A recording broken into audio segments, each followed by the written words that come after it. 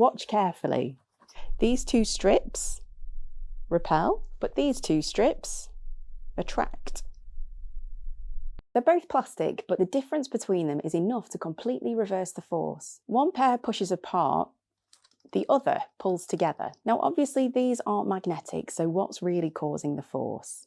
Hidden on the surface of these plastics is something that controls whether objects attract or repel. And once you can see it, a lot of everyday mysteries suddenly make sense. To do that, we need to make something invisible visible. Electric charge. Electric charge is all around us, but usually we can't see it. Fortunately, we can see it using the E-field detector. If a material doesn't conduct electricity, rubbing it can cause electric charge to build up on its surface.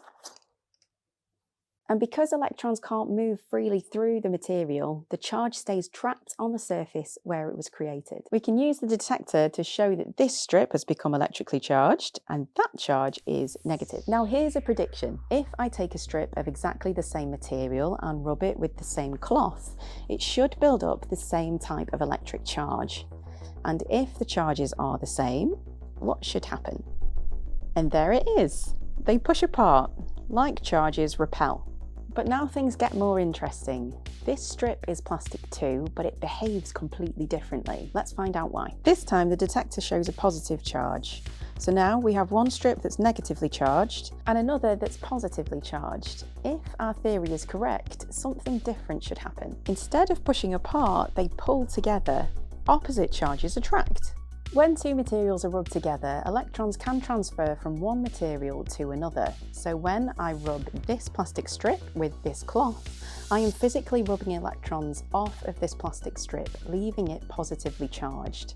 The electrons are collected on the cloth, meaning that this now has a negative charge. And this bit is really important because it shows that charge is conserved. Different plastics have different tendencies to gain or lose electrons. That's why some end up positive and some end up negative. The charge remains trapped on the surface of these materials because they are electrical insulators. That's why this effect can last long enough for us to observe it. So the next time you see a balloon stick to the wall, or clothes stick together, or an electric spark jump from your finger after walking across a carpet, you're seeing exactly the same physics at work. Invisible electric charges creating forces that can pull objects together or push them apart. And it all starts from something as simple as rubbing two materials together.